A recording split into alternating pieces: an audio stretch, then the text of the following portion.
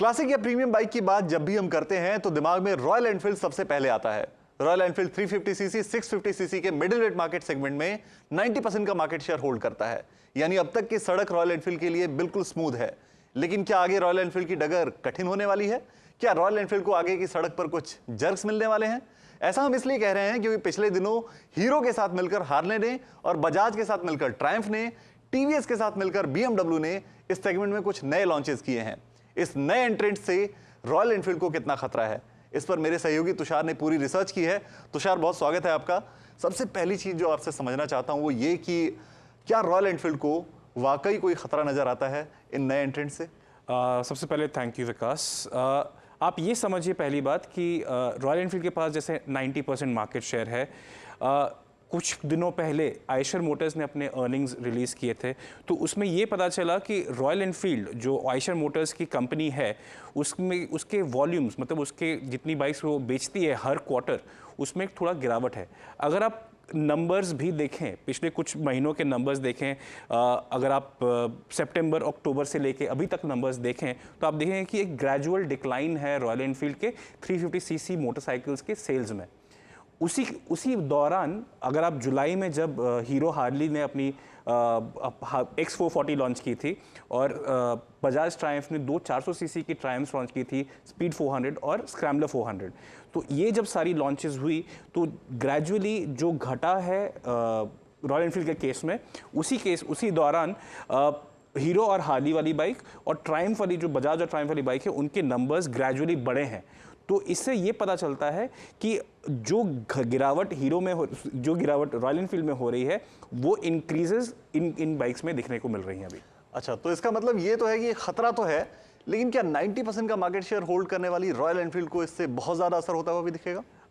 देखिए, जब अगर आप 90% मार्केट शेयर होल्ड करते हैं तो आपकी गिरावट ज़्यादा से ज़्यादा 5% हो सकती है या 7% हो सकती है।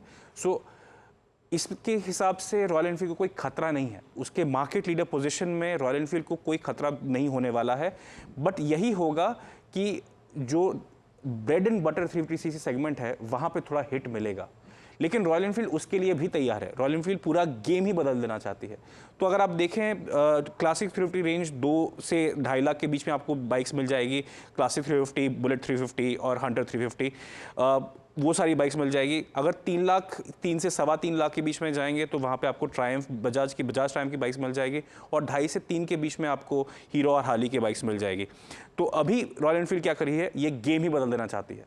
ये चाहती है कि गेम चला जाए 450 सीसी में और 650 सीसी में, जहाँ पे अगर आप कम भी बेचें तो भी आप उस पर ज़्यादा पैसा कमा सकते हैं। मतलब बिजनेस लैंग्वेज के हिसाब से आप हर बाइक पे ज़्यादा मार्जिन कमा सकते हैं। तो अगर आपके वॉल्यूम्स कम भी हो गए, आपने अगर कम भी बेचा, लेकिन आप पैसे फिर भी बना रहे हैं।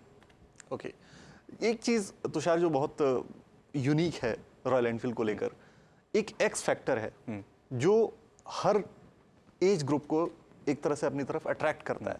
वो एक्स फैक्टर क्या है जो आरी को इतना बड़ा बनाता है, इतना बड़ा मार्केट शेयर देता है, इतनी पॉपुलैरिटी देता है? विकास, मैं इसको एक्चुअली एक रॉयल एनफील्ड का जैसे इंग्लिश में एक वर्ड है गोल्डी लॉक्स जोन। ये एक ऐसे नैरो या फिर इतने एक बहुत ही स्वीट स्पॉट पे रॉयल एनफील्ड बैठी हुई है। जैसे ही हमारे स्पेंडिंग पावर बढ़ी है हमारे देश में, तो लोग जो पहले 1 लाख की बाइक लेते थे वो अब 2 लाख की बाइक भी ले सकते हैं। आपने एज की बात की, तो एक 20 साल का लड़का, कॉलेज जाने वाले लड़के को भी एक एनफील्ड चाहिए क्योंकि वो स्टाइल है। एक ऑफिस जाने वाले आदमी के लिए भी एक जिसे कहते हैं स्टेडी मोटरसाइकिल है, और जो 50 साल के भी हैं उनको भी ये बाइक जचती है। ये ऐसा इसलिए है क्योंकि रॉयल एनफील्ड एक सिंपल मोटरसाइकिल है। वो आपको न डराएगी, ना आपको सुपर स्किल्ड होना चाहिए कि आप बहुत ही पावरफुल बाइक चला रहे हैं। ये स्ट्रेट है, ये सिंपल है और ये इसका डिज़ाइन टाइमलेस है। अगर आप देखने जाएंगे तो पिछले 50 सालों में most of the royal Enfield के डिज़ाइंस उतने चेंज नहीं हुए हैं। इसका अपील जो 50 साल पहले था वो आज भी है, और यही चीज़ हीरो हार्ली और बजाज ट्रायम्फ भी करना चाहते हैं।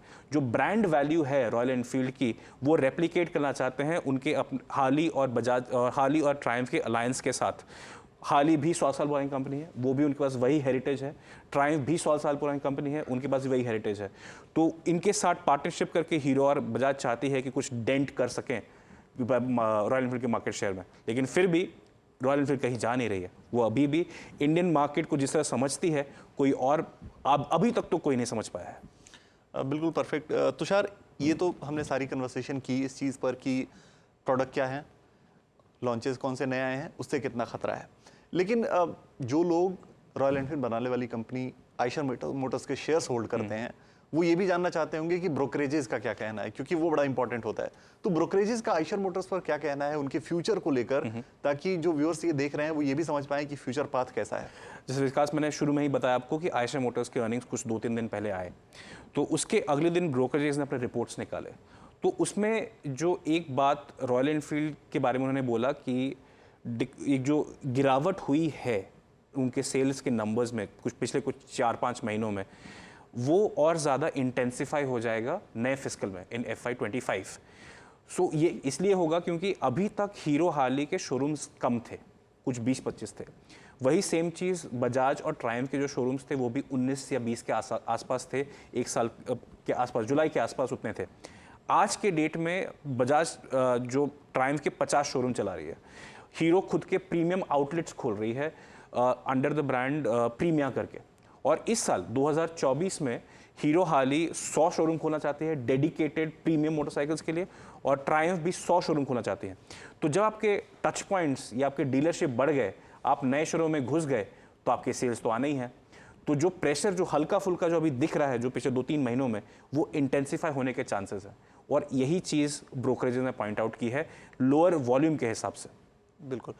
Thank you so much Tushar, आपने काफ़ी अच्छी इंसाइट्स रिसर्च करके निकाली है, और व्यूअर्स ऐसी ही रिसर्च और ऐसी ही इंफॉर्मेशंस हम आपके लिए अक्सर लेकर आते रहते हैं। ऐसी जानकारियों के लिए आप NDTV प्रॉफिट हिंदी को सब्सक्राइब ज़रूर करें, और ये जो वीडियो है वो हार्ली के, रॉयल एनफील्ड के, जितने भी आप सुपर बाइक जानते हैं उनके लवर्स के साथ, अपने फ्रेंड्स के साथ शेयर ज़रूर कीजिए।